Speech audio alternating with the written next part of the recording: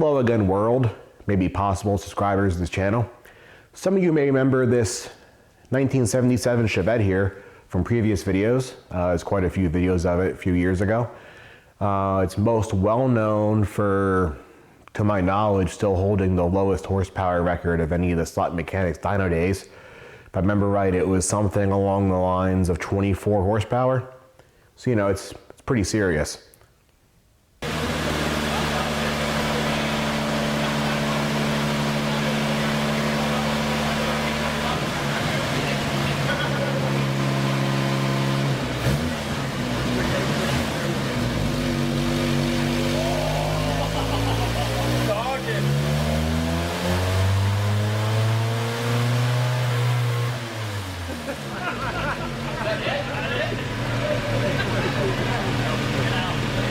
I didn't hear how much was it?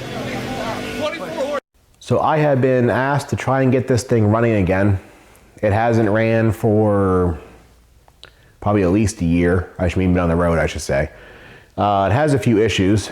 So we're gonna try and work through them here and see if we can get this thing back up to its full glory. So let me show you here what we're working with. Like I said, this is a 1977 Chevette. It's very orange, as you can see. This has a 1.6 liter engine, which is there. In a video a long time ago, or a series of videos, I actually rebuilt this engine.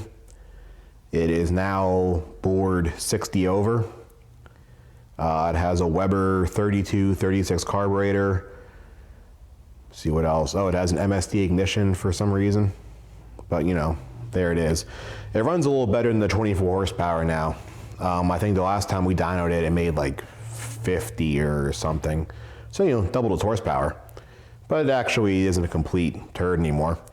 This one's manual. It's a 4-speed. Did I mention it's orange? Not too much else to say about it. I mean, it's a Chevette. There we go. So here is the issue about why this car stopped being driven.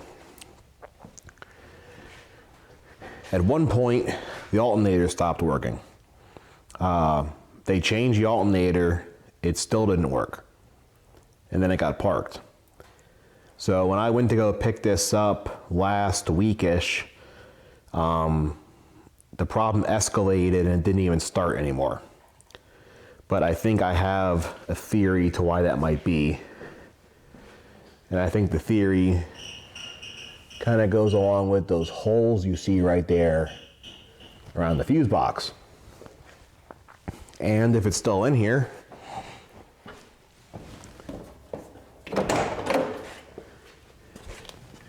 dried up now, but there was about a quarter or half-inch of water on the floor. So not shown here is the mouse nest and other such debris that I vacuumed up from this little like shelf here. That's the diagnostic port. And I believe it was fermenting or composting or whatever, and it actually rotted out the firewall. Ironically, right into the fuse box. So I kind of think that there might be some electrical issues going on, because if I remember right, I think they tried 2 or 3 alternators and none of them charged. But let's see if it still doesn't start. Not really sure what's going to happen now that it dried out. Here goes nothing.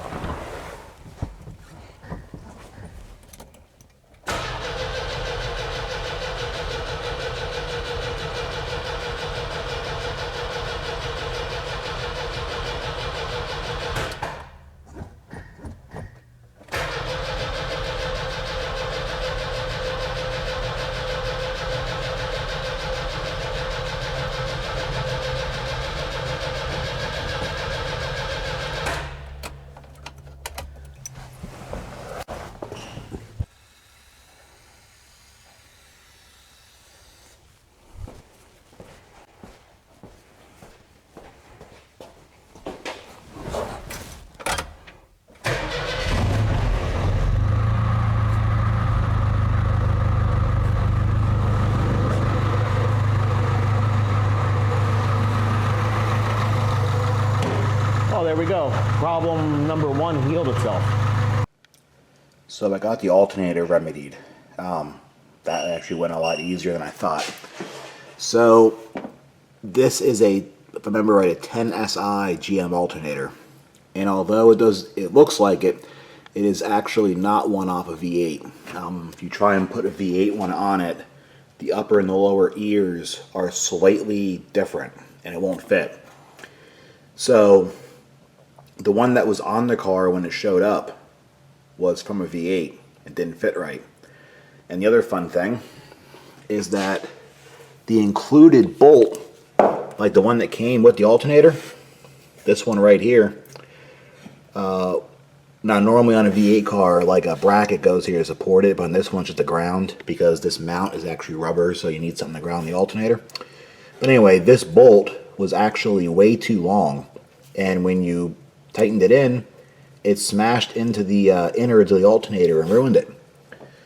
And upon investigation, this is how like a couple of the alternators were that were trying to be put on it. So I ordered the correct Chevette alternator, seen here, put it on.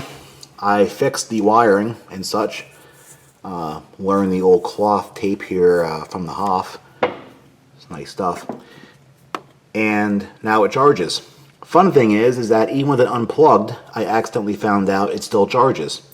So that means that this thing, for whatever reason, has a one-wire regulator in it.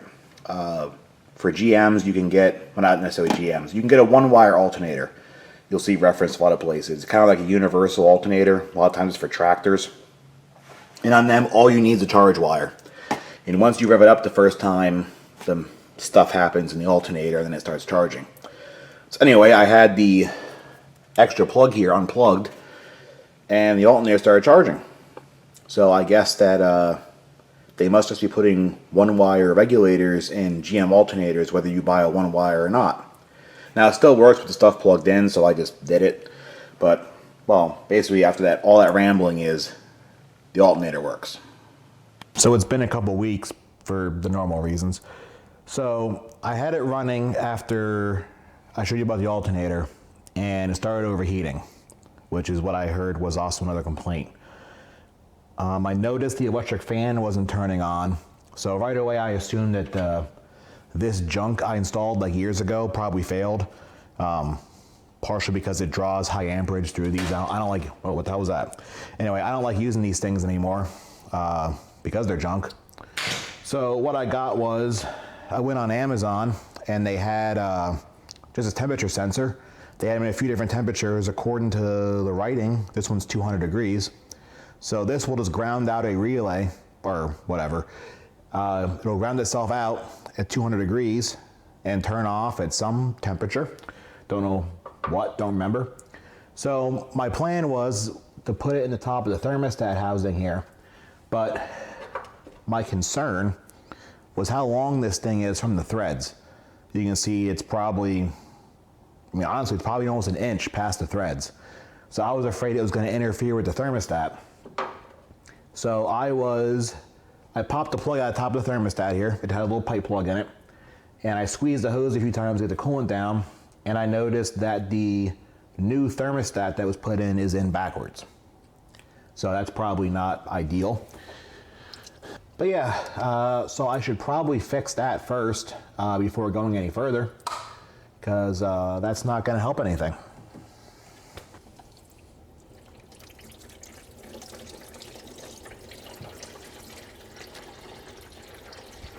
A little bit of silicone on there.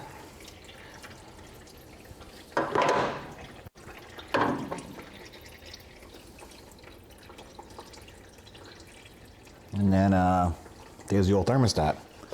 What'd they plop in here? A 192.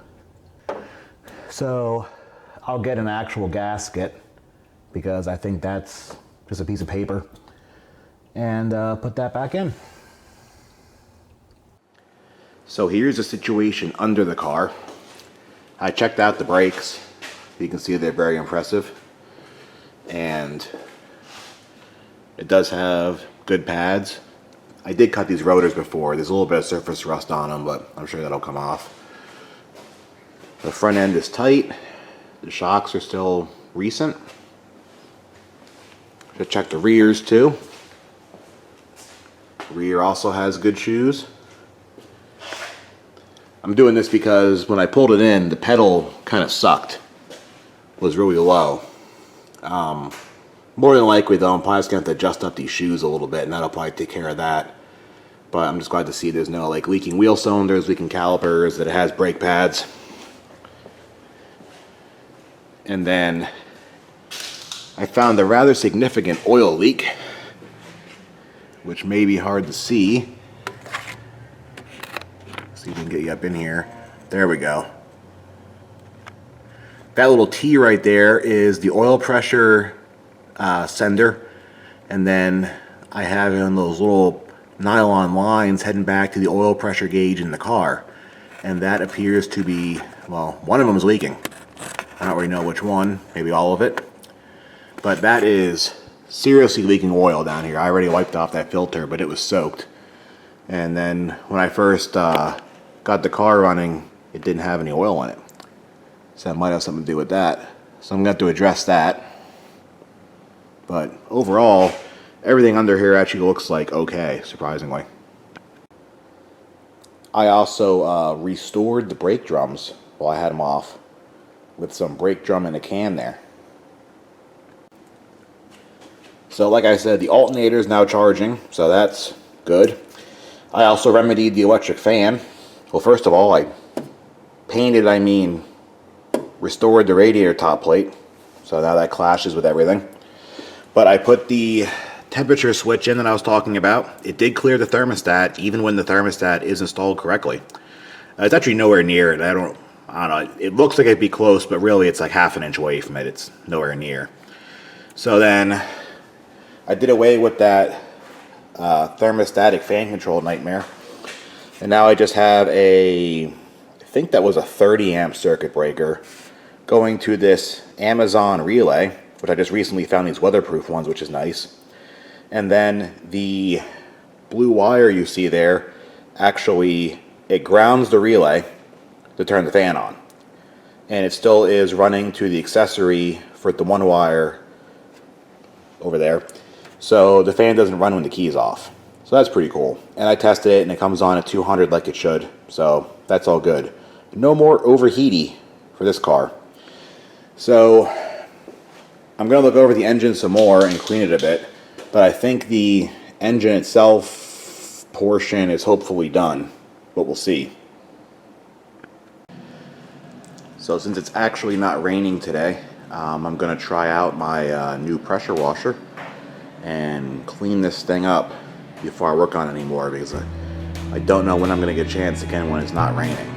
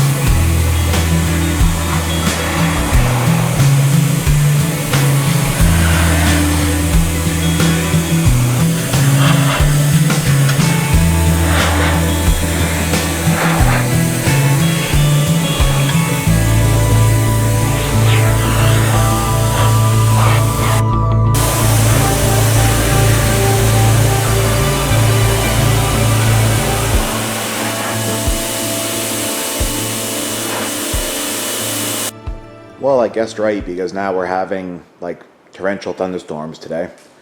But you can see it cleaned up really good with just the pressure washing. Big difference in the engine bay. And I got all the moss or mold, fungus, whatever, off the whole radiator and off the paint. So I've never tried this before, but I think I'm going to give this a shot trying to buff this. I bought a cheap Amazon buffer, and I guess I'm going to either teach myself how to do this, or the car is going to be bare metal in a few hours.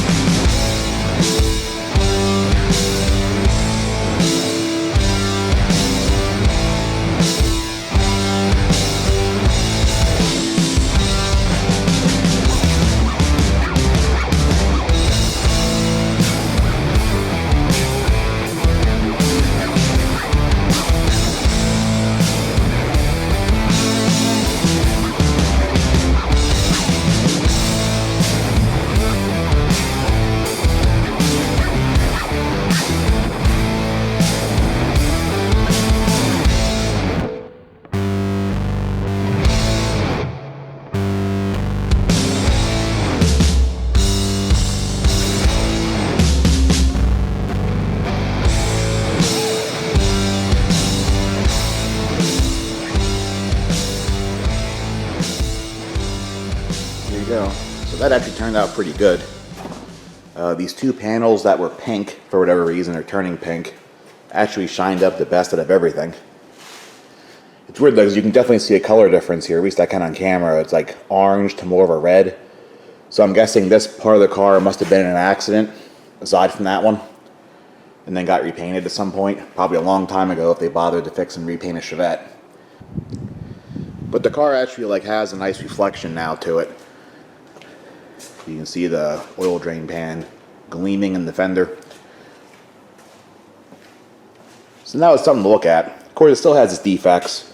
Like there's chips taken out and whatever that is, and that dent and some other stuff. But overall, it's pretty good. At least when you look at it from like across the parking lot now, you know, you're like, oh, look at that shiny Chevette instead of just a regular Chevette. The next issue I think I'm going to address is the fact that for probably 7 years now, this car hasn't had reverse, and I don't know why. All I know is it happened when we pulled the engine out and put it back in, and we pulled the transmission out with it. Somehow after that, the car has never had reverse. It's not like the gear's gone, you just cannot put the shifter into reverse. And I probably should have remembered that before I pulled the car in here nose first. So I guess I'm kind of forced to fix that now. Well, I'm starting to pull the shifter apart, and of course the first thing I have is feces. I'm going to cut some more of this carpet back so I have more access. Down there's more feces. But the shifter has always gone through the H pattern. Like there's 1, 2, 3, 4. But then you're supposed to like push down and it goes up and like farther to the left according to the knob here.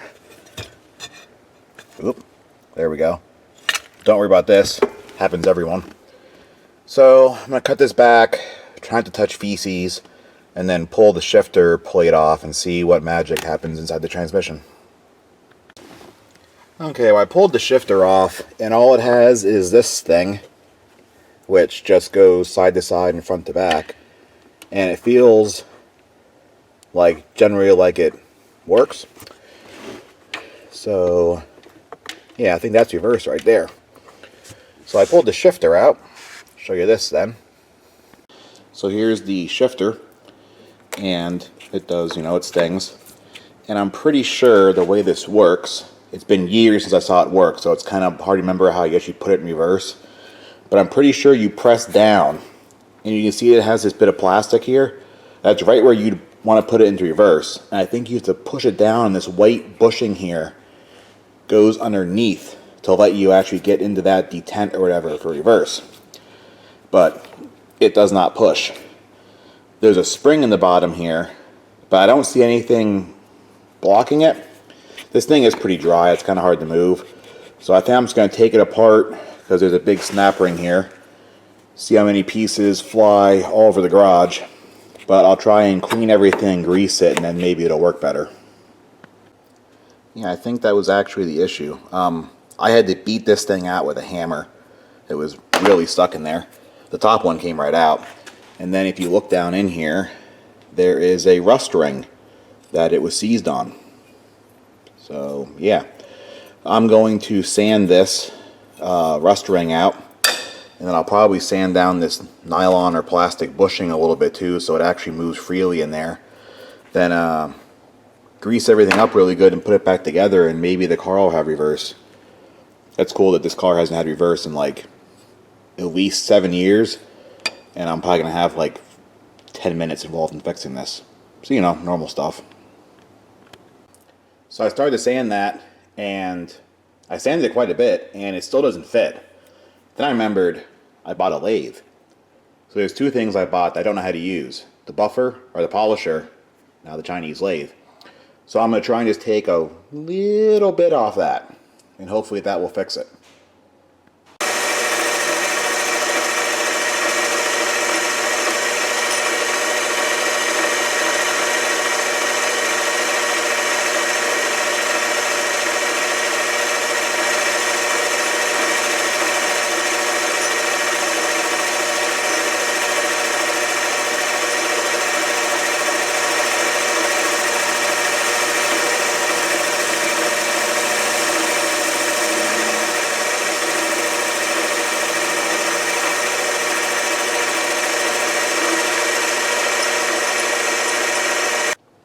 Okay, lathe fixed that.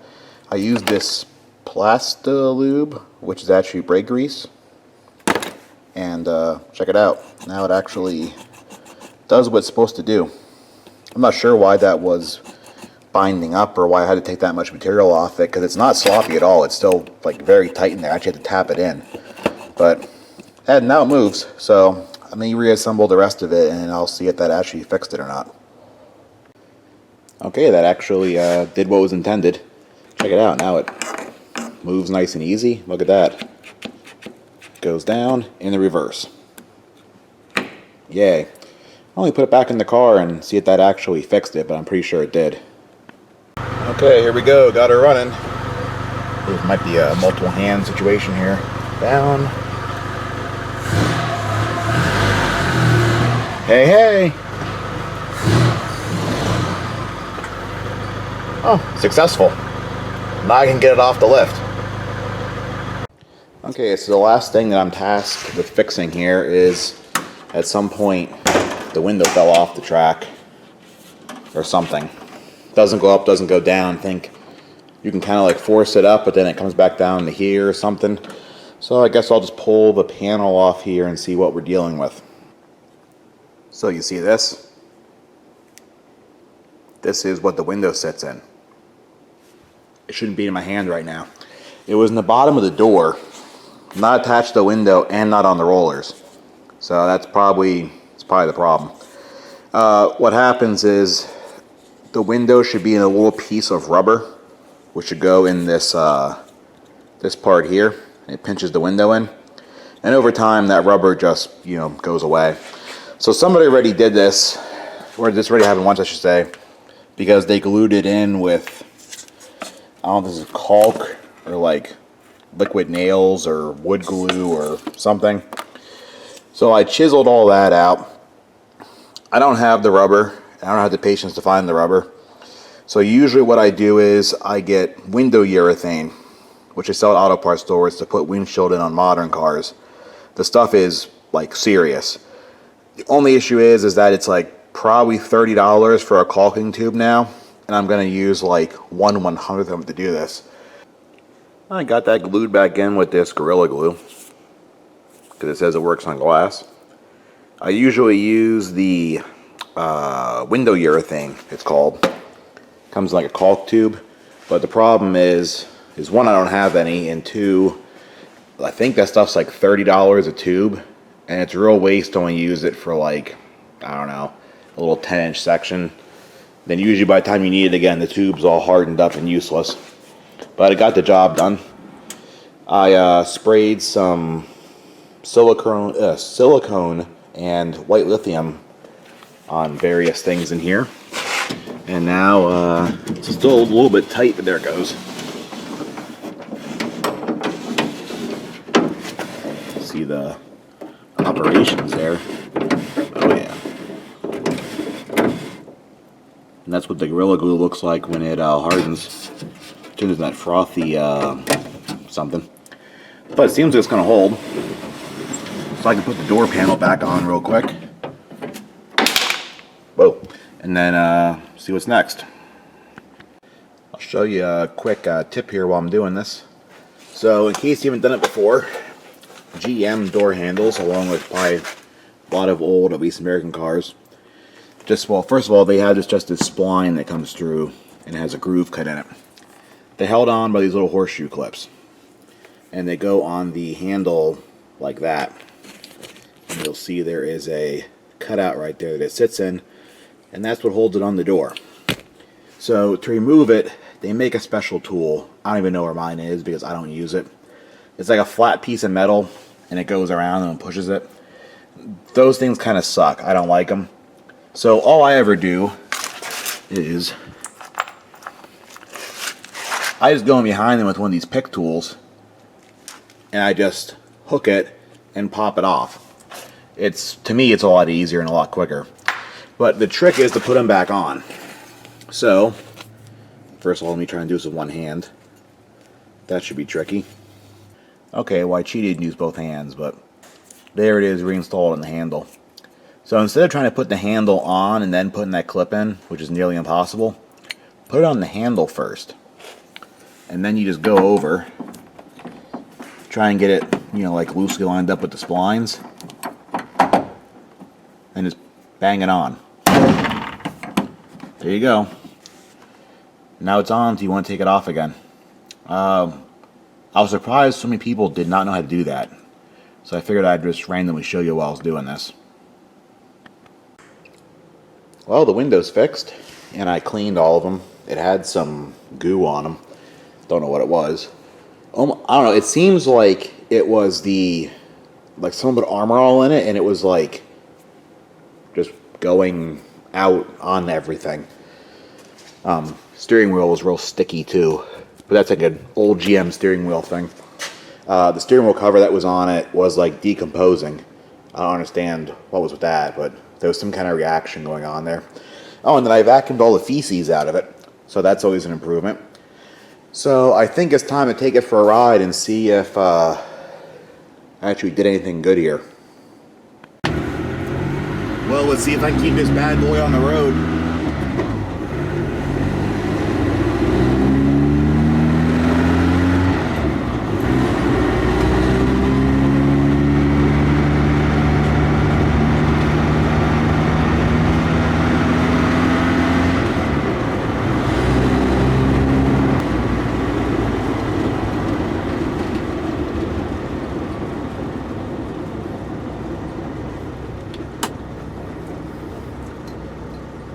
I forgot how the brakes are not wonderful in these early Chevettes. It has a pedal. Oh, there's a second there. Okay, there's second. It has a pedal. It just doesn't really do anything when you hit it. The car doesn't really, slow down or stop moving or anything. I guess you kind of got to keep that in mind.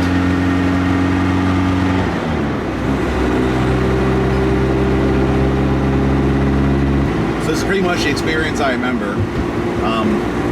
Obviously it's not fast, and it's tiny. It gives you the impression that it handles good. It's hard to describe. I'm sure it probably actually doesn't handle good, but the way it steers, it feels real, precise, and I don't know. I guess just because it's so light, it's got go-kart.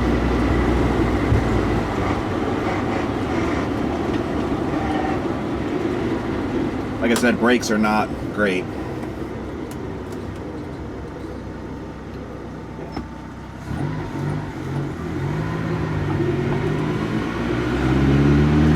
of it give it the beans.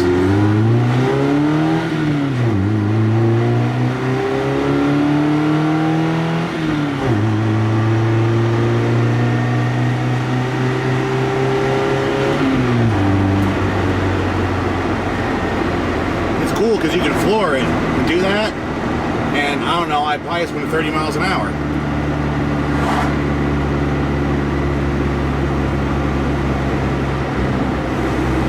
It's funny because I didn't really like, I mean, I didn't do anything to the motor, I just fixed the charging system. And even though it's sat for, I don't know, probably at least a year or two, like, it runs fine yet. I don't know how old his gas is. His gas is probably old as hell. It doesn't misfire, doesn't hiccup, nothing.